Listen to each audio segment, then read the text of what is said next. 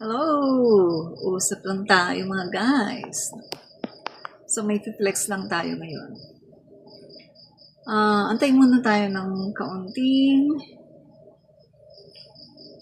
all fans. Antayin ng kaunting verse natin. Yan. Meron tayong i-flex. Maganda. No? Magandang balita. I-flex po natin. Magandang balita. Magandang balita po ito, no? Para sa mga mamamayang Pilipino. Super napakagandang balita, mga kaibigan, no? Para sa mamamayang Pilipino. Yan. So, magandang balita po. Yan. Okay, so dahil meron na tayong viewers, no? Mag-start na tayo. Magandang balita, guys, no? Para po sa ating mga Pilipino. Super napakagandang balita po nito, guys. At lahat po ay magiging interesado po sa balitang ito. Super napakaganda po ng balitang ito. No?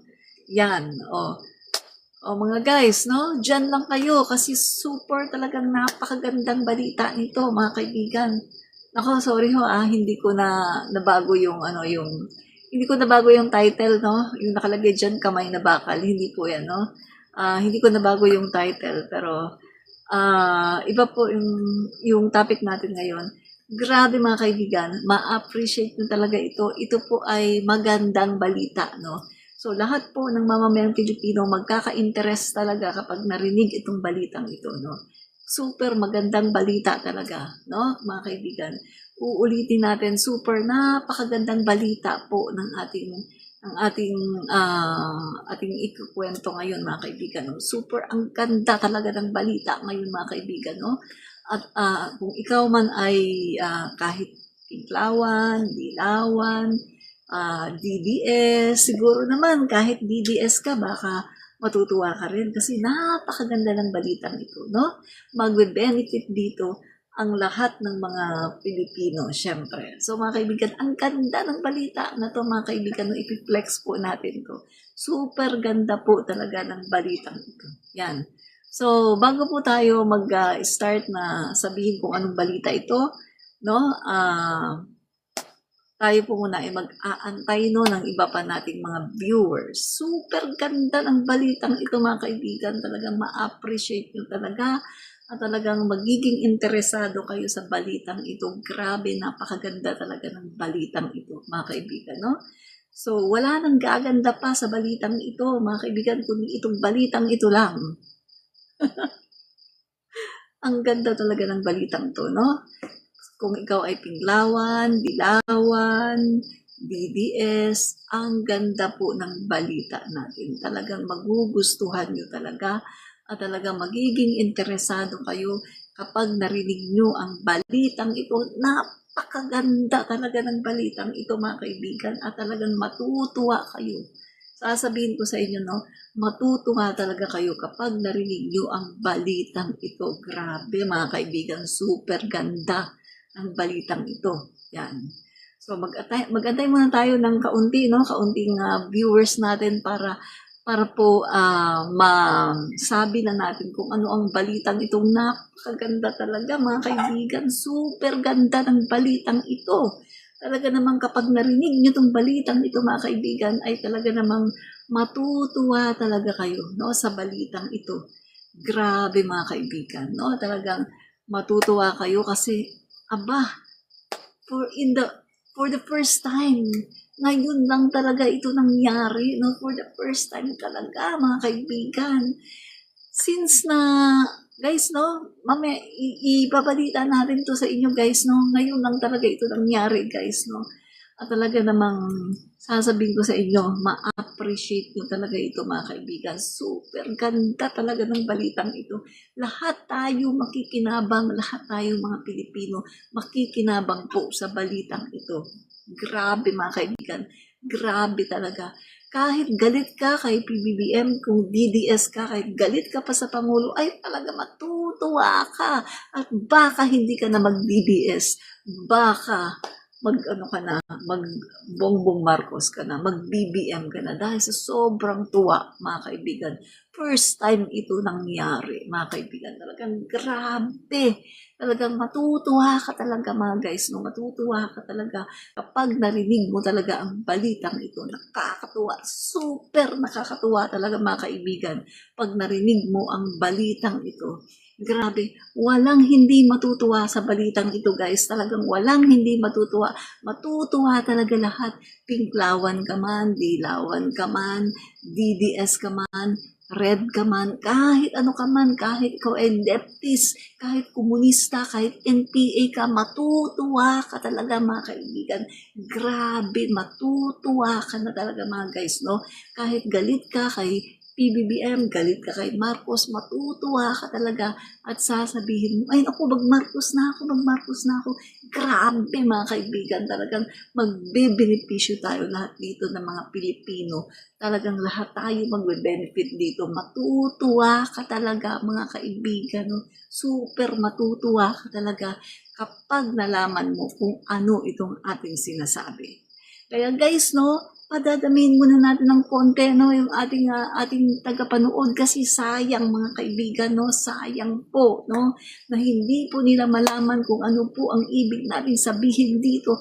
Matutuwa ka talaga, grabe talaga ang katuwaan mo. Dilawan ka man, pinklawan ka man, kahit ano pa man ang iyong political affiliation, kapag narinig mo ito, matutuwa ka talaga sa nasabi ko sa iyo. At talagang grabe, sobrang matutuwa ka kasi guys, no, magbe-benefit tayo lahat dito. Hindi lang yung itong mga taong to, hindi lang yung itong ano na to. Lahat tayo, mga Pilipino, magbe-benefit tayo dito, mga kaibigan. Grabe, matutuwa talaga kayo kapag nalaman nyo kung ano itong balita na sasabihin ko sa inyo, guys. For the first time in the history of the Philippines, mga kaibigan, talagang matutuwa ka talaga sa balitang ito. Nakakatuwa talaga, mga kaibigan. At talagang masasabi mo sa sarili mo, ay tama siya, sabi niya, exciting daw, no? Exciting daw. Nawala na ako sa YouTube at Facebook. Mas active ako dito. Sabi ni Palmer. Yan. Maraming salamat po sa mga nag-follow. Yan, maraming pong salamat. Sabi ni Palmer, exciting. Yan, exciting talaga. Grabe, mga kaibigan, nakakatuwa. Alam mo ba nung narinig ko tong balitang to, grabe, na-excite ako, mga kaibigan, nakakatuwa. For the first time in the history of the Philippines, mga kaibigan, ngayon na lang nangyari, guys. Ngayon lang nangyari. Grabe talaga. Grabe, sobra talaga, napakagaling talaga ng ating Pangulong Bongbong Marcos. Napakagaling ng Pangulo talaga natin, Bongbong Marcos. Grabe talaga. Super galing talaga ng Pangulo natin. Bigyan natin ng award. Lahat ibigay natin sa kanya. Grabe, ang galing ng Pangulo natin. Walang-wala si Duterte. Kahit dumi ng kuko, hindi na kayang abutin. Hindi kayang abutin ni Duterte kahit dumi lang ng kuko. Si Sara, wala yan. Kahit dumi lang ng kuko ni PBBM, wala yan. Si Sara, si Duterte, wala yan. Eh, galing talaga. Guys, ito ha, sobrang galing talaga ni PBBM. Ngayon lang ito nangyari. Guys, super exciting itong ibabalita ko sa inyo. Talagang grabe, magbebenepisyo talaga lahat tayo mga Pilipino at lahat tayo mga Pilipino ay magiging interesado dito. Interesado talaga tayo dito, guys. Grabe talaga. Super, ang ganda ng ibabalita ko sa inyo ngayon, mga kaibigan. Talagang grabe, ang ganda ng babalita ko sa inyo. Ma-excite talaga kayo. Sino na ba sa inyong excited? Oh, excited na ba kayo na malaman kung ano yung ibabalita natin? Grabe, mga kaibigan. Sino sa inyong excited na? Excited na ba kayo? Sinong excited? Excited na ba kayo dyan? Ha?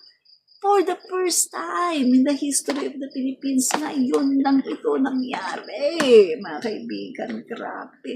Sobra talagang galing talaga ng Pangulo natin. Sabi ko nga sa inyo mapadilawan kayo, mapapinklawan kayo, dilaw, DDS, talagang matutuwa kayo dito. Grabe.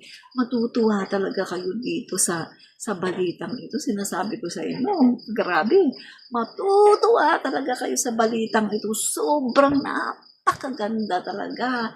At talagang kayo talaga ay magiging interesado.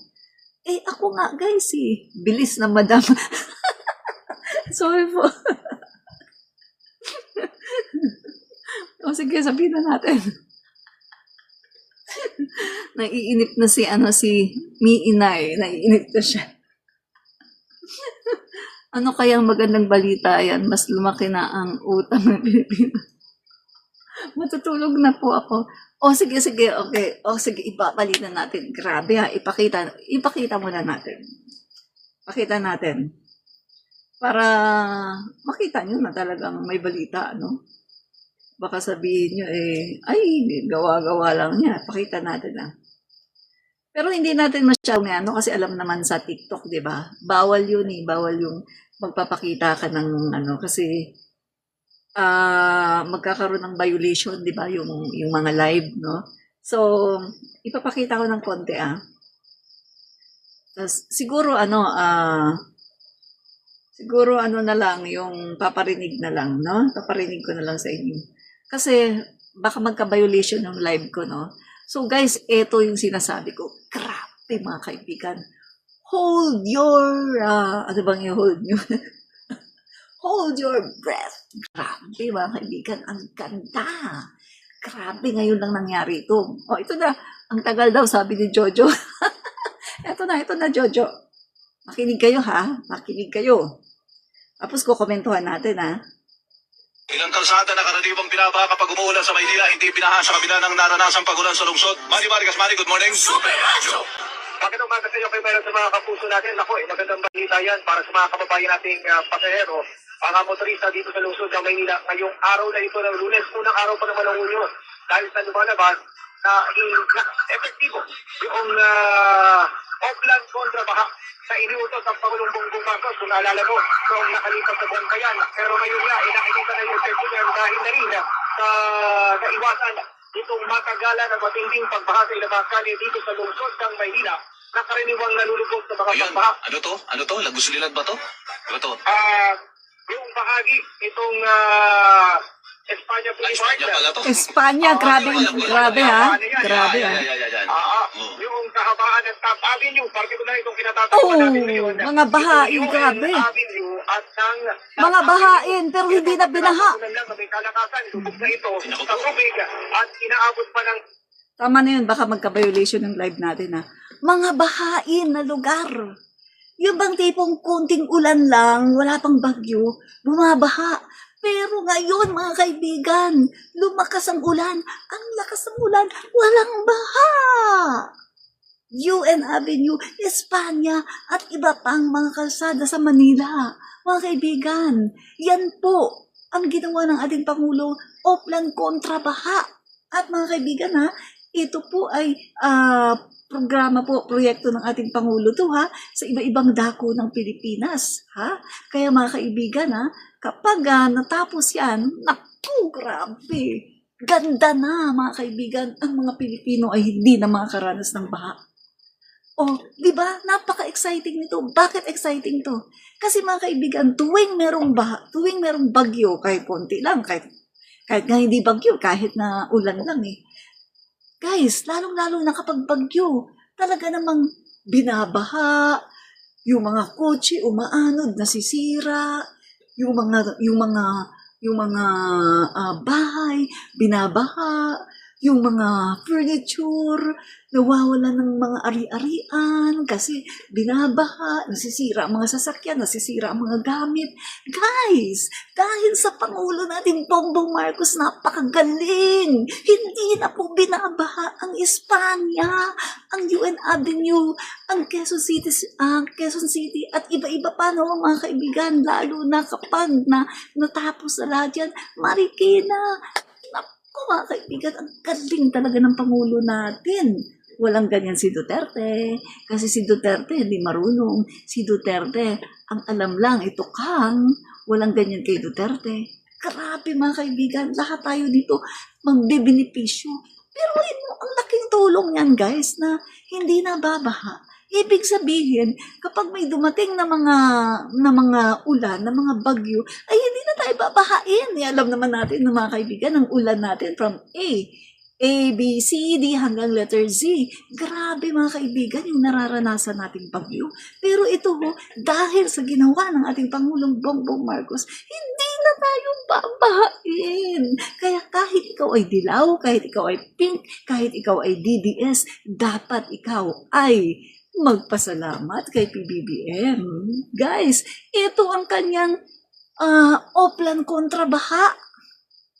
Oplan kontra baha ito ni PBBM sa buong Pilipinas, mga kaibigan. Napakaganda. This is PBBM's administration. Si PBBM po ang nag-direct nito. Direktiba po ito ni PBBM, mga kaibigan. Ito, ngayon lang ito nangyari, mga kaibigan. Tingnan nyo naman kailan ba binabaha ang Manila? Kailan pa ba binabaha ang Manila? Guys, as early as 1950s, 1945 nga meron tayong mga picture, 1945 onwards. Kapag may mga bagyo, binabaha ang Maynila. Pero ngayon dahil sa sobrang galing at sobrang talino ng ating Pangulo, talaga namang Oxford. Guys, ang utak ng Pangulo natin, hindi kaya ni Sara na walang utak. Hindi kaya ni Sarang abutin ang utak ng Pangulo natin. Kita mo yan mga kaibigan, siya lang, nag-iisang presidente na nakagawa nito. Hindi nagawa yan ni Pinoy, hindi nagawa ni Gloria, lalong hindi nagawa ni Duterte na walang alam, kundi magtukhang.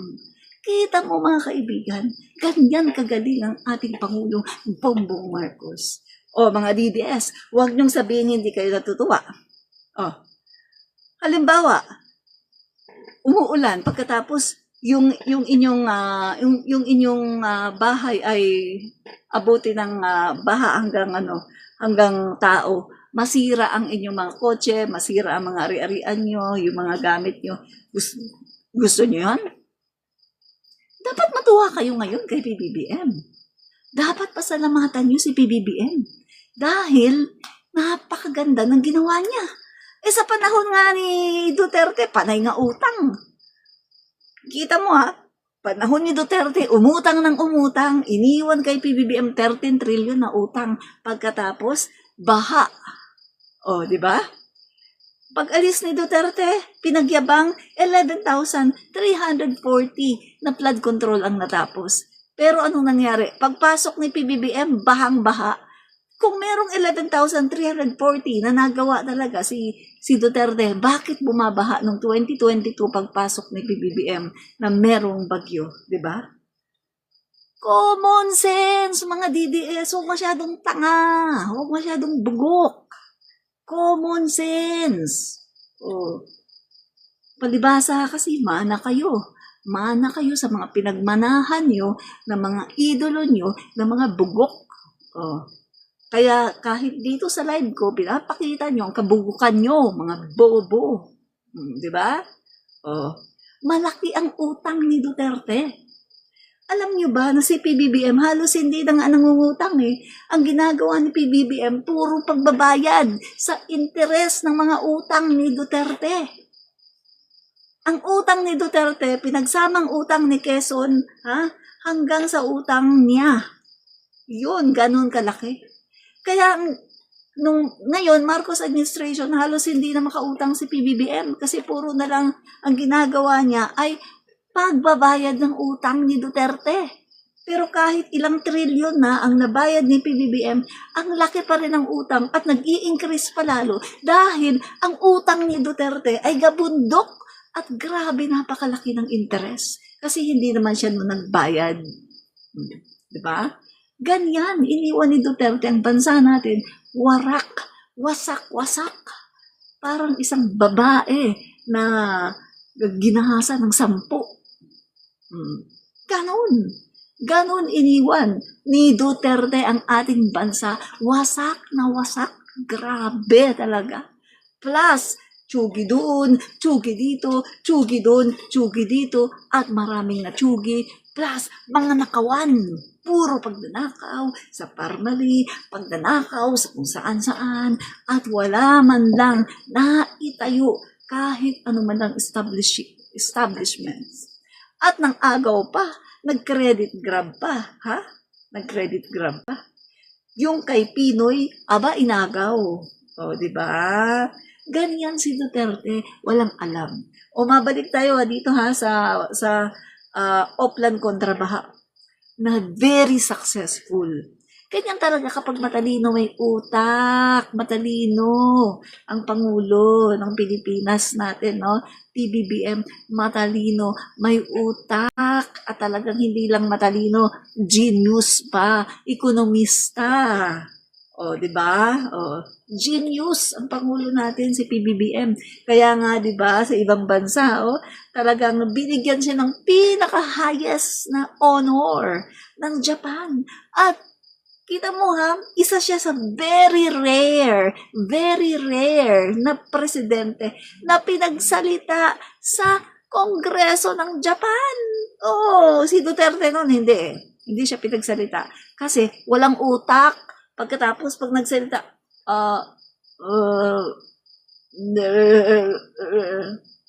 ganon si Duterte. Walang utak. Pagkatapos, bulol.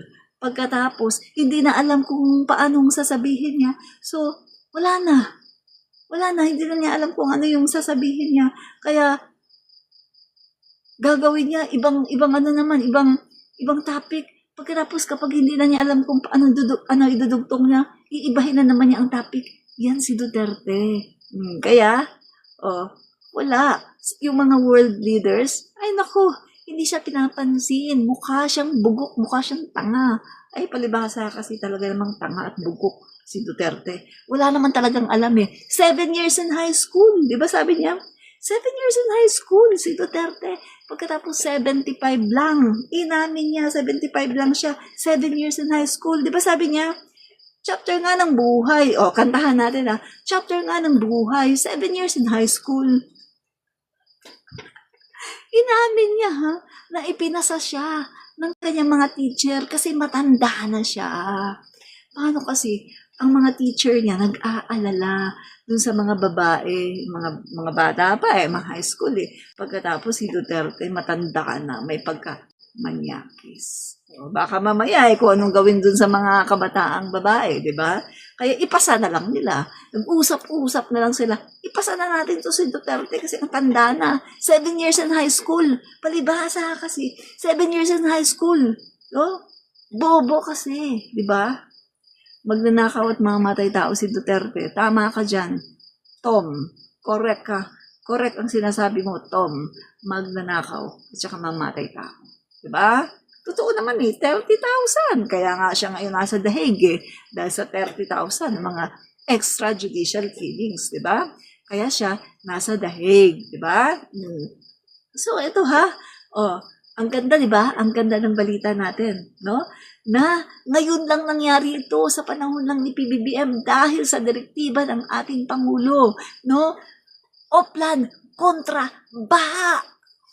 Anong ginagawa sa Oplan kontra Baha? Ako nakita ko na anong ginagawa dyan kasi sumama kami noon sa event ni PBBM doon sa Naga na katagpo niya si Leni Robredo, no, dating Vice President Leni Robredo. Nandun kami, nag-cover kami. Nakita namin kung ano ginagawa doon sa Oplan kontra Baha na utos ng ating Pangulo.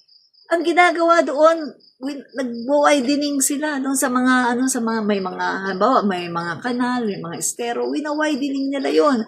Pagkatapos hinuhukay nila 'yun, pinapalaliman nila 'yun. Pagkatapos tinatanggal nila yung mga nakabara-bara doon, no? So, maganda. Epektibo. Ganyan talaga kapag matalino ang presidente. Matalino ang ating Pangulong BBM, hindi tanga. Ay pagkatapos kayo mga DDS gusto nyo iluklok si Sara Duterte na tanga at bobo? O anong gagawin niya? Anong gagawin niya sa Pilipinas? Napakatanga at bobo ni Sara Duterte. Walang alam yun. O, anong gagawin niya sa Pilipinas? O, ibabaon niya sa utang. Pagkatapos, tutukhangin lahat ng tao. Kahit hindi naman confirm na bangag, na ilagay lang ang listahan, tutukhangin lahat ng tao. Pagkatapos, yung mga gusto niyang arestuhin lahat. Pagkatapos, lahat ng mga BBM vloggers, patay. Lahat ng mga BBM supporters, patay lahat. Mawawala ang tao sa buong Pilipinas kasi mas marami ang mga Marcos, lahat yun patay.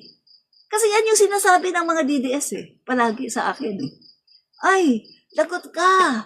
Kapag si Sara ang naupo, makikita ka sa estero, lulutang-lutang. Yan ang sinasabi ng DDS di ba? Pinapatunayan lang ng mga DDS na mamamatay tao yung kanilang sinusuportahan. Tuwing ako'y nagla-live, ganyan sinasabi nila sa akin. Oy, ikaw, magtago ka na. Kapag si Sara ang naging Pangulo ng Pilipinas, magtago ka na. Lulutang ka sa estero, lulutang ka sa Ilog Pasig. Yan ang sinasabi sa akin ng mga DDS. Pinatunayan nyo na lang, pinapatunayan nyo na mamamatay tao talaga ang inyong mga idolo. Kasi kung hindi mamamatay tao ang inyong idolo, hindi nyo yan masasabi. Alam nyo kasi kung ano ang capacity ng inyong idolo, alam nyo kasi na mamamatay tao, kaya ganyan ang sinasabi nyo. Everyday, pag nagla-live ako, sinasabihan nyo ako magtago. Hindi lang ako, yung mga kasamahan ko din, ng mga PBBM vloggers, sinasabihan nyo, magtago ka na. Kapag si Sara Duterte ang naging Pangulo. Oo, alam namin.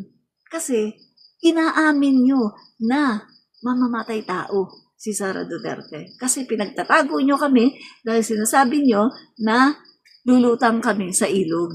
Diba? Yan kayo. Ganyan kayo. Kaya nga walang nagkakagusto sa Sara Duterte nyo. Sino ba naman magkagusto na iboto yan kung papatayin niya lahat ng tao? Diba? Lahat ng tao na against sa kanya, papatayin niya. Ay, walang boboto dyan. Walang boboto kay Sara Duterte. I tell you the truth. Walang boboto kay Sara. Ngayon, yung pinapalabas nyo ngayon, yung pinapalabas nyo ngayon, survey, sasabihin nyo, mataas ang survey. Hello! Diyan kayo, diyan si Sara Duterte, nagkikling, diyan siya nagkikling sa survey na bayad. Kasi nga, si Sara Duterte, walang nagawa.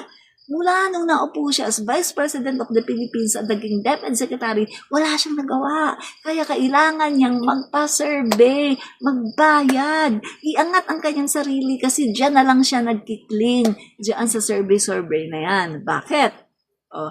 Kasi nga, wala nga siyang nagawa So, kailangan siyang pabanguhin. Kailangan pabanguhin sa pamagitan ng survey na bayad. Hindi katulad ng Pangulo namin. Bongbong Marcos. Talaga namang, at the end of the day, performance doesn't lie. Sa sobrang dami ng nagawa ng Pangulo namin, kahit anong gawin nyo, siraan siya ng siraan, performance doesn't lie. Ang daming nagawa ng Pangulo namin at hindi nyo yan mapapasinungalingan dahil nandyan lahat, recorded, nandyan lahat ang mga nagawa ng aming Pangulo. Yung iba nga madalas nga yung mga nagawa ng Pangulo namin sa Davao, inaangkin nga ng LGU nyo. Katulad na lang ng kondo, yung mga kondo dyan sa Davao, PBBM yan. PBBM admin yan. Diba? Yan yung pinagawa ni PBBM na mga pabahay. High-rise condominium at saka mid-rise condominium. Yan ang mga pabahay ni PBBM with swimming pool pa, with complete amenities pa. Pero, itong LGU ng Davao, mukhang kinikredit grab. Hello! PBBM yan. Tingnan nyo yung 4PH, di ba? PBBM administration yan. At madalas na yan sinasabi ni PBBM na kapag naggawa ng pabahay, high-rise condominium, tsaka mid-rise condominium kasi para maraming magawang unit, di ba? PBBM yan. Pero kayo ay Anong ginagawa niyo mga DDS? Nagki-credit grab kayo. Kasi hanggang credit grab na lang kayo dahil si Duterte nun walang nagawa. Si Sara walang nagawa. Nasaan si Sara ngayon? Nandun sa abroad. Oh, nagliliwaliw. At eto pa ha, nagliliwaliw na siya doon, nag-a-abroad. Ha? Kailan ang balik niya? Matagal, di ba? Matagal. O ilang araw na siya nandun. Pagkatapos, sinisiraan niya ang aming Pangulo, sinisiraan niya si PBBM at ang administrasyon. Wala na nga siyang nagawa sa buhay, wala na nga siyang pakinabang, pinapasweldo pa natin siya mga Pilipino, sinisiraan pa niya ang turismo natin, sinisiraan pa niya ang Pangulo natin, pati ang ating bansa. Si Sara Duterte ay tulad ng isang anay na sumisira sa ating bahay. Isa siyang anay na sumisira sa ekonomiya ng Pilipinas, 'di ba? Walang nagawa si Sara Duterte. Yan talaga ang gusto niyo na maging pangulo ng Pilipinas. Bobo, ni paggamit man lang ng laptop, hindi marunong gumamit ng laptop.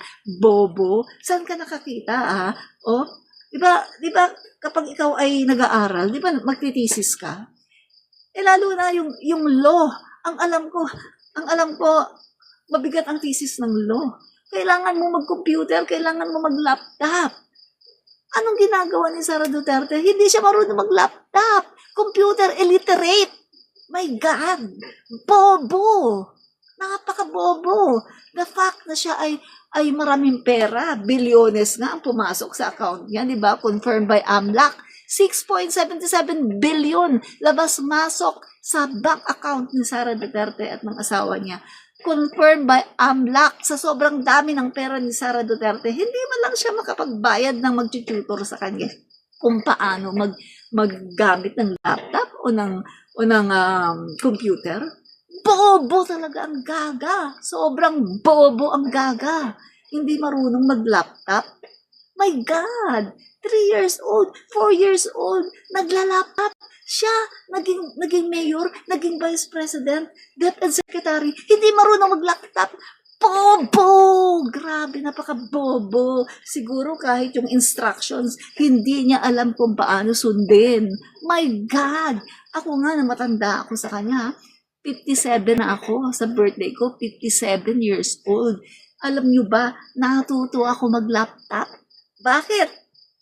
Kasi, nung medyo lumaki na yung anak ko, gusto ko mag-shift ng kurso, ng career. Nag-aral ako ng preschool specialization para makapagturo ako ng preschool. So, napilitan ako ngayon, bumili ako ng laptop kasi kailangan namin mag-thesis. Bumili ako ng laptop at yun, inaral ko paano mag-laptop para makagawa ako ng thesis ko. Ako ang gumawa ng thesis ko. Ako ang nag-aral ng laptop. Kaya ako natuto. Pero nung unang hawak ko ng laptop, talagang masasabi mong computer illiterate ako. Ni pagbubukas ng laptop, hindi ko alam. Pero kita mo, natutunan ko at nakagawa ako ng thesis at hanggang ngayon alam ko na marami na akong alam. Marunong na ako mag-Word. Marunong ako mag-PowerPoint, marunong ako mag-Excel, marunong ako mag-edit ng video sa laptop. Kahit ano alam ko. Ganon ang matalinong tao. Hindi katulad ni Sara Duterte. Bobo!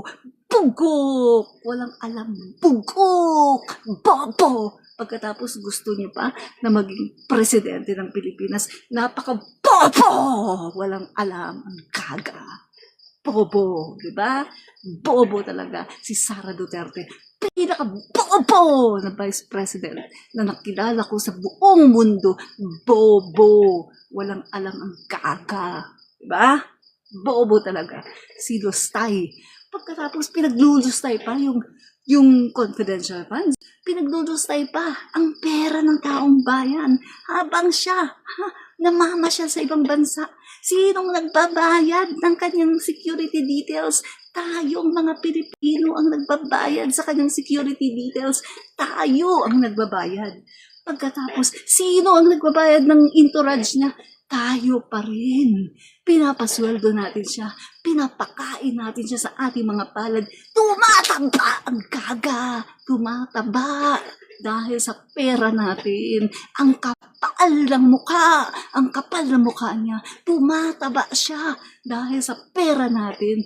Ginagastos niya ang pera natin.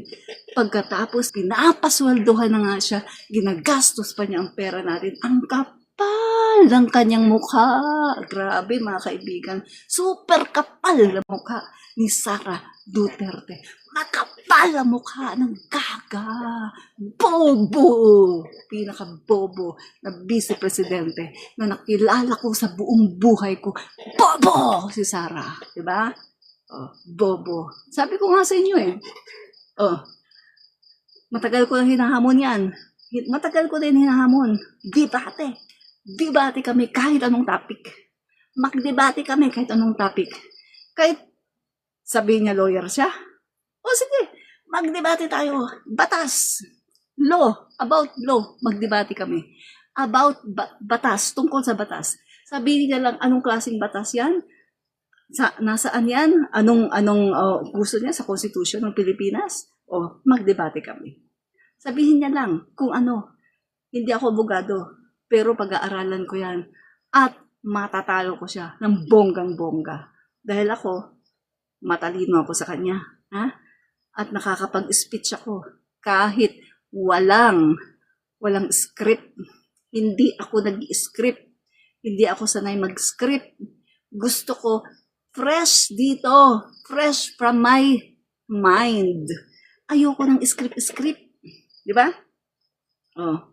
At pag nagsalita ako, bigyan mo ako ng topic. Anong topic natin? Magsasalita ako, tuloy-tuloy yan. Walang dead air. Kaya ba ni Sara yan? Hindi! Kasi si Sara ay isang bobo! Bobo siya. Hindi niya kaya yan. Bobo siya. Kaya kayo mga DDS kayo mga DDS dito, bobo din kayo. Dahil kung hindi kayo bobo, hindi kayo follow kay Sara. Bobo kayo. Dahil alam nyo na nga na bobo na yung tao, gusto niyo pang maging presidente. Alam nyo na nga na bobo si Sara, gusto niyo pang magpresidente ng Pilipinas. Bobo din kayo, mga DDDs. Diba? So, real talk lang tayo dito ha. Real talk. Walang personalan ito ha. So, kita nyo? Ang Pangulo namin. Napakagaling. Good job ang Pangulo namin, di ba? Wala nang baha. At kapag natapos lahat yan, kapag natapos lahat yan, pag natapos lahat yan, ay wala na talagang baha sa buong Pilipinas. Ganyan kagaling ang aming Pangulong Bongbong Marcos. Ganyan siya kagaling, di ba? Samantalang si Sara Duterte, walang alam. O di ba? Yung mga salita niya, napaghahalata na siya'y bobo. Marami nga nagsasabi, ano yan? Lord ba talaga yan? Nakatapos ba talaga yan ng law? Bakit ganun? Bakit? Wala siyang alam. Di ba? May gulay. Wala talagang kaalam-alam si Sara. Bobo. Di ba? Kaya tuloy, napag-iisipan siya na yung kanyang diploma ay talagang rekto, no? Yung nagsabi nga, fixed lang daw yun eh. Hindi natin alam gaano katotoo na yung mga grades niya ay fixed lang daw yun. Kasi nga, malakas. Malakas ang tatay niya. Di ba? Hindi natin alam. Kasi di ba, family of lawyers. Yung kanyang asawa, mga pamilya niyan, puro lawyer, di ba? Hindi natin alam how true, di ba? Hindi tayo magbibintang. Pero marami talagang mga nag-iisip kung talagang si Sara Duterte ay nakapasa. Kasi parang wala talaga eh. Wala kang mapiga kay Sara. Wala kang mapiga kahit katiting. Kasi nga talagang bobo. Bobo talaga, no? So, kaya sa mga nanonood dito, no, ng mga DDS, no, aminin nyo na, no? Umamin na kayo na talagang bobo talaga si Sara Duterte, 'di ba? Ayun nga, sabi nga, kahit nga yung DepEd no, sabi niya, hindi daw niya review yung curriculum, no? Matatag curriculum kasi nga daw wala daw siyang background sa education kaya hindi daw niya kayang i-review. O, kanya lang daw inaasa, no? Yung lahat sa kanyang mga staff. O, kita mo yan. Inaasa lang niya sa kanyang mga staff. O, kasi nga, bobo. Bobo na nga siya. Tamad pa. Wala siyang initiative na mag-aral. Diba? Sa totoo lang nga, may iba bobo. Pero may initiative na mag-aral. Nag-aaral. Kaya, kahit bobo, nagkakalaman ng utak. Pero si Sarah, mayaman yan Mayaman. Kasi, kita niyo naman, di ba? 6.77 billion labas-masok sa kanyang bank accounts confirmed by AMLAC. Tingnan nyo pinagluloko kayo mga DDS pinagluloko kayo, di ba? Anong ginawa sa inyo ni Sara Duterte? Di ba binudol kayo? Panay ang sabi na, cleared na daw siya sa COA. Cleared na sa COA. Anong sabi ng COA? Aba, hindi. Hindi siya cleared. Nadagdagan pa nga yung kanyang disallow. Yung na-disallow sa kanya. Dati 73 million lang. 73 million lang dati. Ngayon, 143? 143 million? Disallow? Pinapabalik sa kanya yun. O, diba? Pinapabalik sa kanya yun. Hindi siya cleared sa COA. Napahiya kayo, no? Panay kayo, cleared na si Sarah. Cleared si Sarah. Ngayon, COA mismo ang nagsabi. Doon sa hearing ng Committee on Committee on Justice, mismo doon sinabi ng COA, hindi siya cleared, hindi. So ano ngayon mga DDS? Sige nga, anong masasabi niyo? Napahiya kayo ngayon, Pahiya kayo. Panay sabi-sabi na cleared, hindi naman pala cleared, 'di ba? Pahiya kayo. Di ba? At pagdating naman sa flood control, 2016 nag-start, di ba? Nag-start yung flood control na 'yan na puro ghost, di ba? Anong sabi ni Rodrigo Duterte? Sa DPWH, marami yan. Ghost projects. Diba? Sasabihin, may project, yun pala wala. Diba? Sabi ni Duterte. Si Duterte ang nagsabi niyan, Si Duterte mismo nagsabi niyan na marami yan. Ghost project. Sasabihin completed, yun pala wala. Diba? Alam ni Duterte. Pero anong ginawa ni Duterte? Meron ba siyang pinakasuhan? Meron ba siyang pinakulong? Di ba wala? Wala! Sabi ni Tess, go lang sis, marami ka ng bashers. Katawa-tawa, didilis. Tama yung sinabi mo, Tess. Alam mo ba, minsan lang ako mag-live, pero sinusugod ako ng mga basher ko dito, ng mga didilis, At kapag nag-live naman ako sa YouTube channel ko, Admin Rich, nandun din sila. Sinusugod din ako sa comment section. At kapag nagla-live naman ako sa Facebook, nandun din sila. Sinusugod din ako, Taga-sugod yan. Sumusugod sila sa akin kapag ako'y nagla-live. Diba? Okay lang. Kasi, yung mga yan, malay mo, sa kakanood-nood nila sa akin, isang araw, magising sila sa katotohanan na sila yung mga tanga at mga bobo.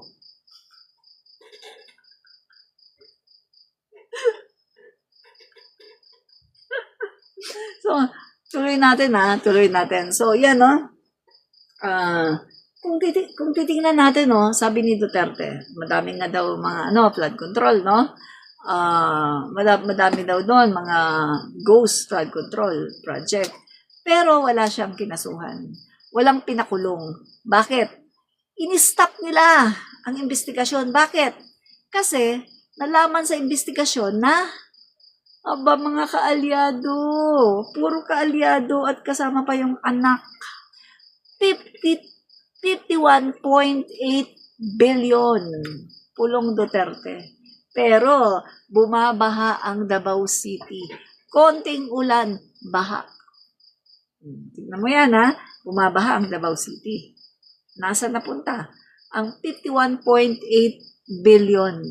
Nasaan napunta yon, di ba? Tingnan nyo, panahon pa yan ng pandemic, Pandemic, kung saan ang mga tao hindi binibigyan ng ayuda.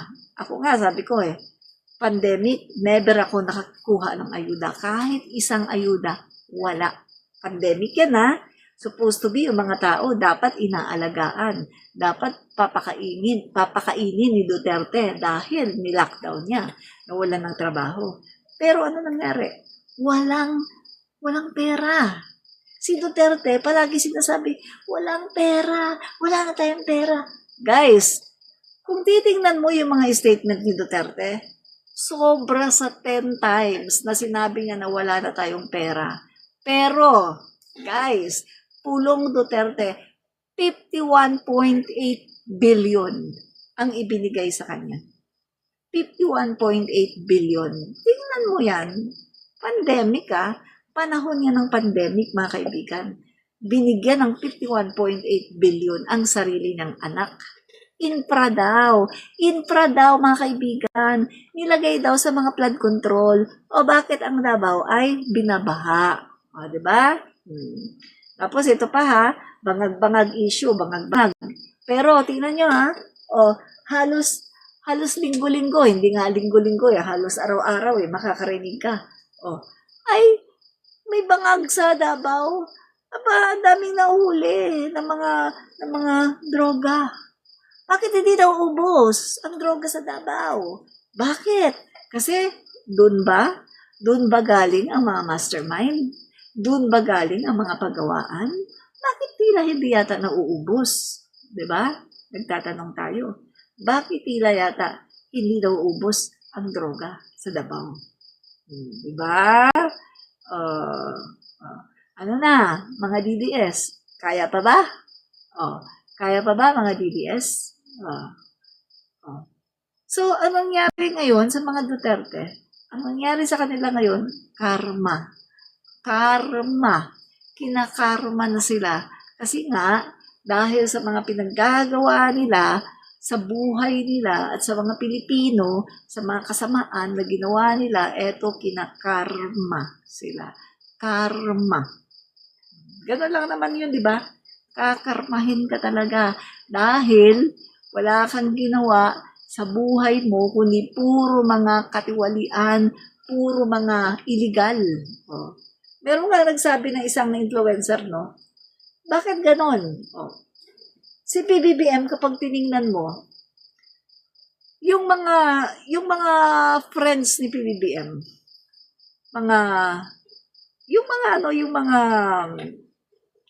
talagang masasabi mo mga nasa business, no? Business industry, talagang mga high profile, no? Mga negosyante.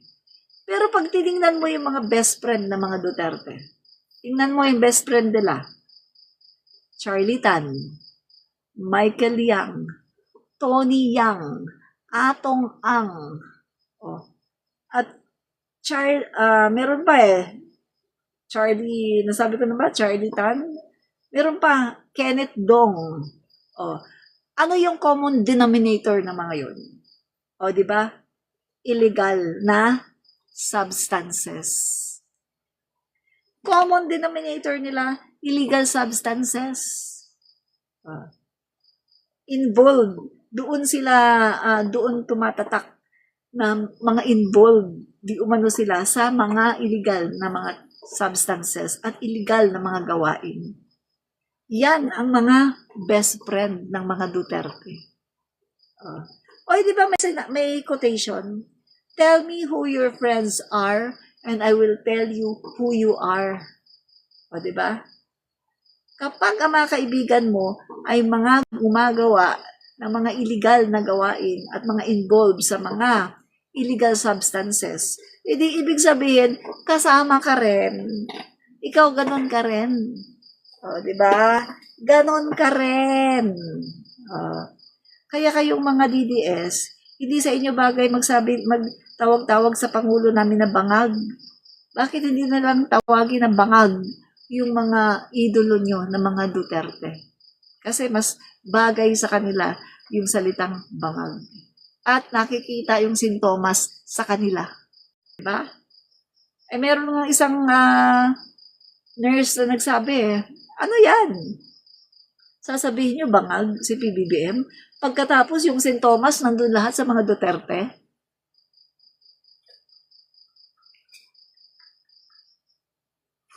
Saan ka nga naman nakakita? Sasabihin bangag si PBBM tapos lahat ng sintomas nasa Duterte?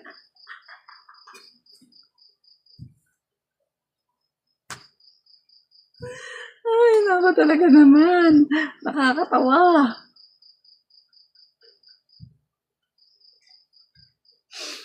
Nakakatawa talaga kayo, no? Oh, ito pa. Oh, hilig nila magsabi ng mali, maleta. Oh, ngayon, oh. Ano ang napatunayan? Sara Duterte.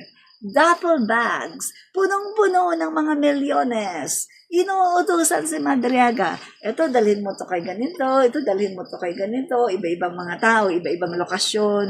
O, di ba? Kaya nga mga kaibigan, no, may kasabihan.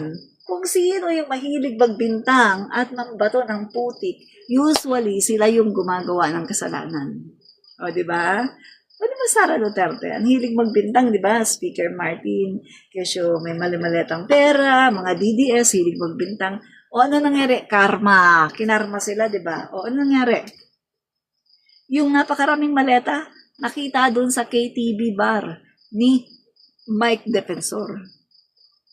Oh, sinundan pa yung propaganda machine, propaganda media ng mga Duterte, ng mga DDS, yung peanut gallery. Ano nangyari? Oh, di ba may mali-maleta rin silang pera, nangikil kay dating Speaker Martin Romualdez.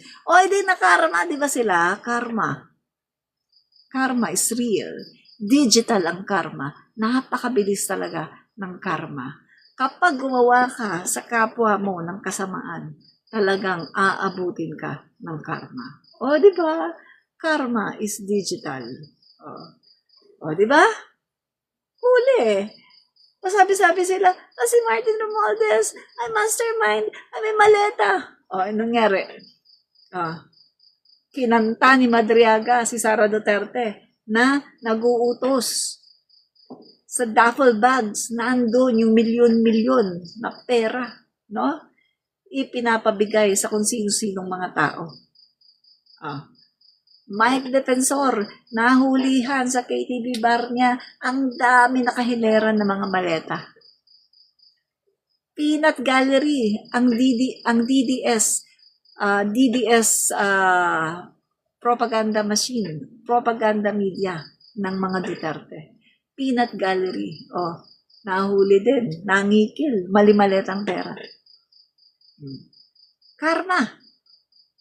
Ganyan talaga nangyari. Karma.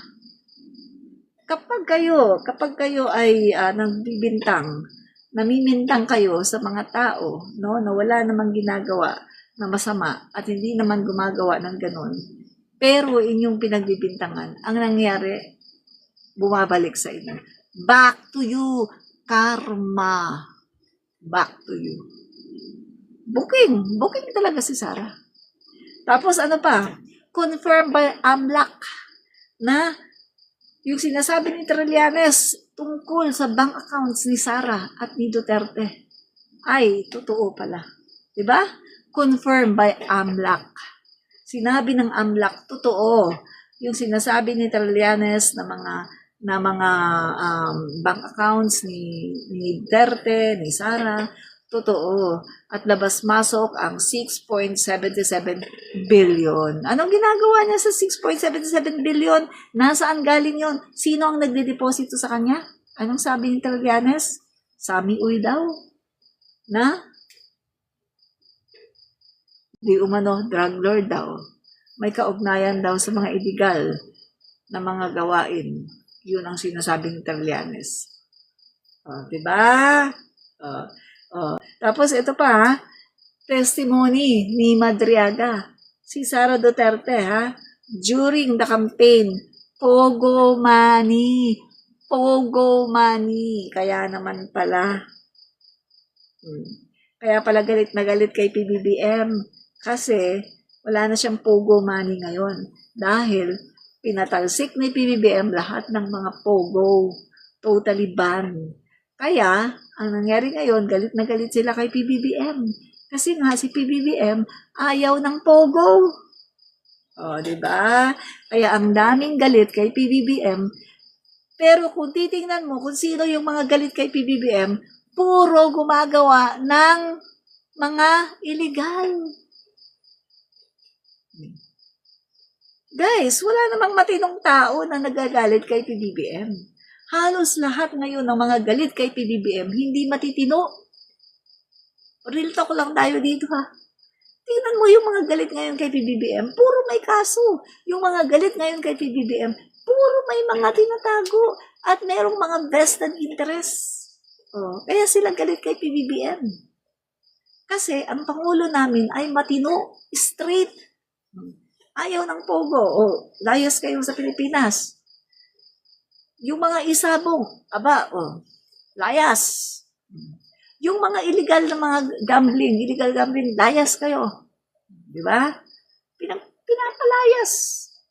Kaya ayaw nila sa Pangulo. Kaya pinagtutulungan nila ang Pangulo dahil dyan. Sabi ni Amy, adik si BBM. Ito ha. Ano yung nakasulat sa diary ni Apo Lakay? Ano yon? Ang nakasulat sa diary ni Apo Lakay, si Amy daw ay into drugs. Kita mo, sabi ko sa inyo kung sino yung nambibintang, siya pala. Basahin mo yung yung diary ni Apo Lakay. Ang sabing ganun si Amy, di ba nag-aral yun sa ibang bansa? Sabi sa diary ni Apo Lakay, si Amy daw, may nagsabi taga doon, yung parang yung bantay ni Amy, yung isa sa guard niya. Si Amy daw, matalino naman daw sana. Matalino daw sana. Pero hindi daw nakakatapos palagi. Kasi daw, into drugs.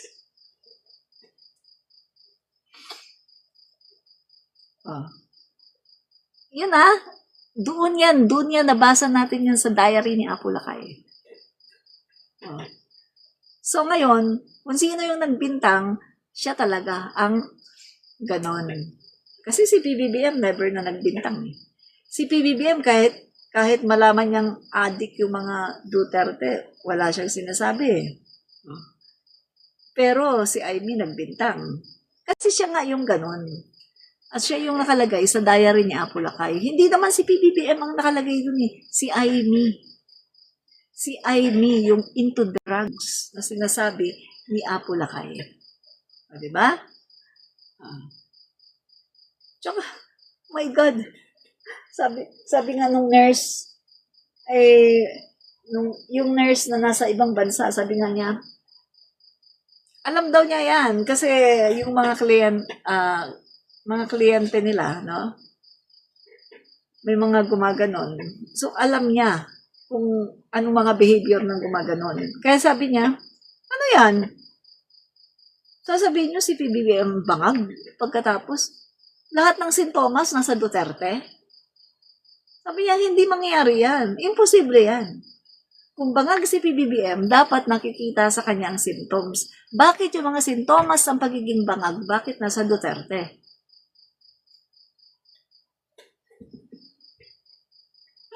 Diba? Ayaw daw pa-drug test. Excuse me. 2 beses nagpa-drug test si PBBM nung nangangampanya siya. 2 beses. Pero si Rodrigo Duterte never nagpa-drug test. Si Rodrigo Duterte. At nung si Duterte ay Pangulo na ng Pilipinas, anong sabi ni Harry Roque? Palagi siyang inaano nun ni Trillanes, pa-drug test ka. Anong sabi ni Harry Roque? Hindi pwedeng pilitin ang Pangulo dahil hinalal na siya ng taong bayan. Magpapadrug test si Duterte kung gusto niya, pero kung ayaw niya, hindi siya pwedeng pilitin ng kung sino. Di ba? Sabi ni Harry Roque. Ngayon, bakit niya pipilitin si PBBM? Oh. O, di ba? Oh. Sige, tanungin ko nga kayo, bakit nyo pipilitin si PBBM? Eh, si Duterte nga, hindi nyo nga pinadrug test eh. Si Duterte, dapat niyang ipa-drug test. Dahil during that time, sabi niya, nakarating daw siya sa Cloud9. At sabi niya, addicted daw siya sa fentanyl. At umamin pa na nagme-Mary Jane.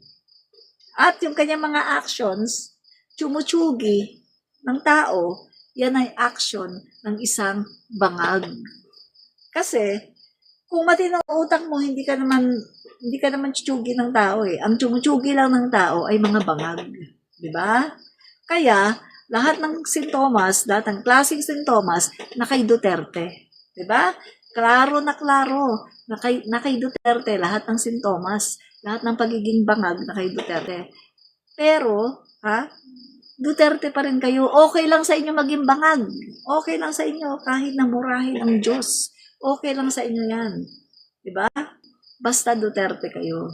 Kaya, kapag si Duterte ay namatay, isasama kayo lahat sa impyerno. Kita-kita kayo sa impyerno. Kasama nyo si Satanas.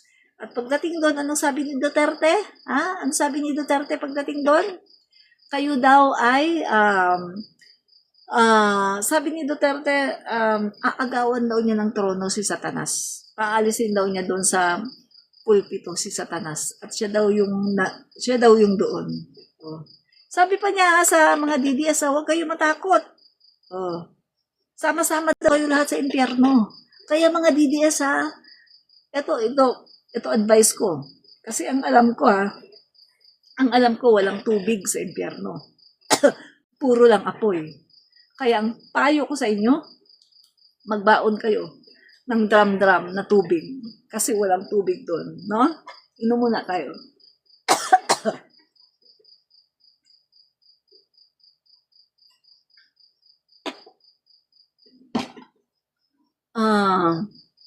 Tama ka dyan, Ems. 16 years old pa lang, nakapatay na si Digong. Sa bibig niya mismo galing. Sa bibig mismo galing ni Digong. Napanood ko yan. Nung sinabi niya na 16 years old siya, nakapatay na siya ng tao. Binaril niya yung isang law student. Binaril niya. Patay. Siguro hindi siya na kasi syempre ang tatay niya siguro may impluwensya, di ba? So hindi siya nakulong. 16 minor, hindi pa talaga ikukulong, no? Pero sa pagkakaalam ko, kapag ikaw ay na-reach niya yung 21, dyan pwede siya ikulong, no? Pero nung panahon noon, ang 16 years old, talagang hindi talaga makukulong kasi minor, no? So, eto, mga kaibigan, 16 pa lang, uhaw na siya sa dugo. Kaya nga sinasabi nila, no?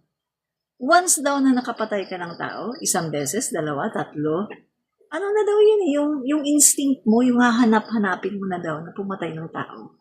At magkikrave ka daw talaga sa dugo ng tao na parang gusto mo talaga na makatsugi. Ganyan yung nangyari kay Duterte. Kaya easy lang sa kanya ang pagtsugi ng tao. Easy lang kay Duterte ang pumatay. Kaya kita mo, 30,000. 30,000. Diba? 30,000 extra judicial killings. O, diba? Pero sa mga DDS, baliwala yan. Gusto nila ang patayan. Yan. Yung mga DDS mga residents of hell, no? Residents of hell. So, sama-sama na kayo doon, no? Sabi naman ni Sarah, pagdating daw doon, presidente daw siya ng impyerno. Sama-sama kayo doon. Ems, demonyo nga sila. Ay, correct. Demonyo talaga yung mga yan. Correct ka dyan. Sabi ni Ellen Canilan, ba't pag DDS na troll ang bastos sa barbaric? Kasi yun ang nila, ganun ang kanilang idolo. bastos, tsaka barbaric. So, ganun din sila, di ba? Kung sino naman yung pina-follow kung sino yung pina-follow mo, nagiging ganun ka rin. Kung sino yung idol mo, nagiging ganun ka rin. Kaya sila barbaric, kaya sila bastos. Kasi yung idolo nila, bastos, demonyo, barbaric, di ba? Kaya ganun din sila. Wala na tayong ma-expect sa kanila, kundi ganyan talaga sila, no? Wala na tayong aasahan sa kanila na magandang asal kasi talagang ganyan talaga sila, no? Kasi pina-follow lang nila yung kanilang idolo, yung tatay nilang karton at saka si Sara Duterte na barbaric din. Biruin mo, nag-hire ng killer. Saan ka nakakita Vice President ng Pilipinas nag-hire ng killer para ipatsugi ang Pangulo, si F. Elisa at saka si Speaker Martin. Oh. At walang katakot-takot on Philippine social media at kita napanood sa buong mundo yung kanyang sinabi, di ba? Grabe. Walang katakot-takot, no? Itong si Sara Duterte. Talagang masasabi nating barbaric talaga, no? Super barbaric talaga. Grabe. Wala na tayong magagawa sa mga yan. Ganyan talaga sila, no?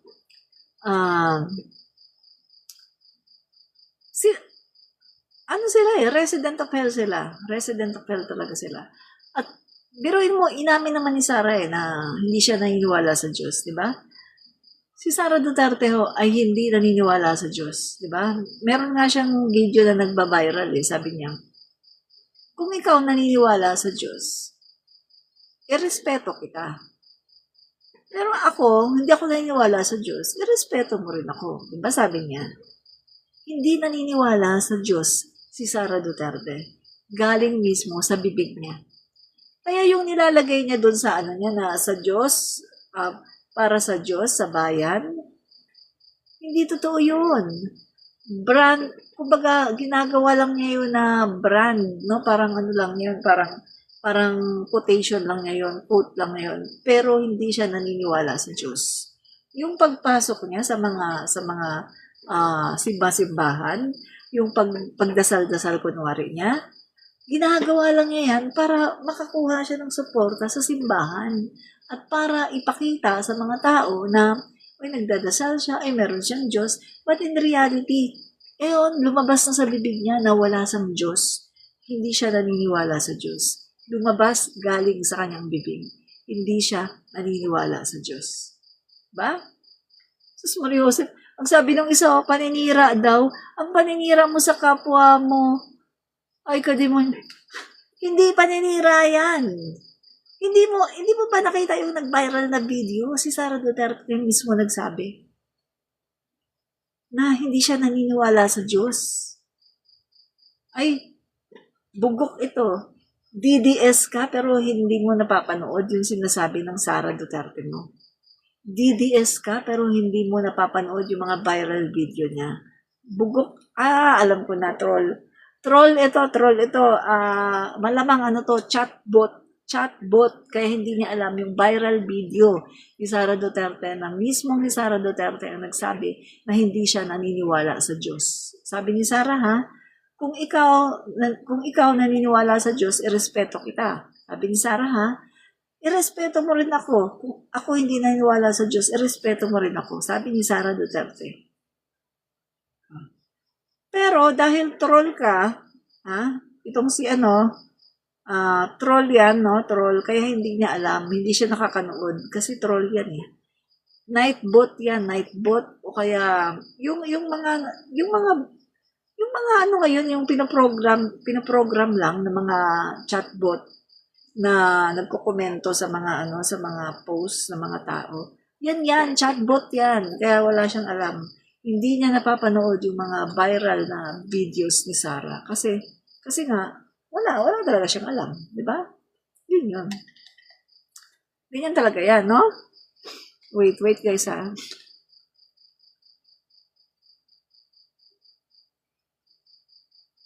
Wait.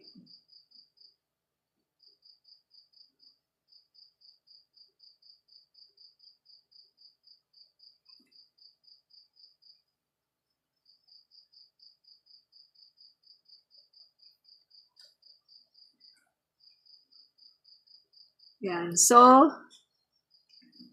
chatbot yan sigurado, no? Yan. So, ano yun?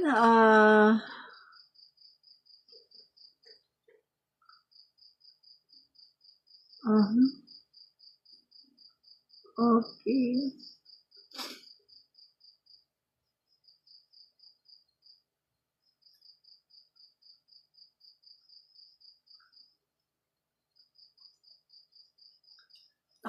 Nakaisang oras na ba tayo?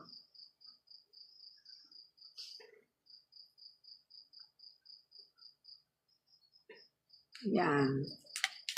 So, yan mga kaibigan, no? Siguro hanggang dyan lang muna ang ating live, no? Maraming po salamat sa mga nanood dito, BBM supporters, BBM loyalists, mga dilawan, pinglawan, mga DDS na bugok, no?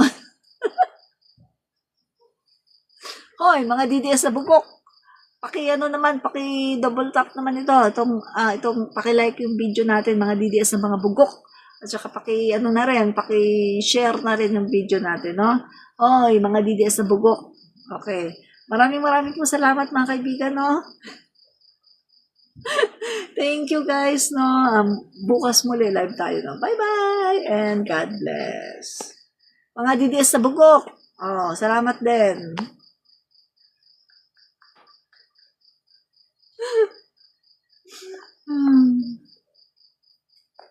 And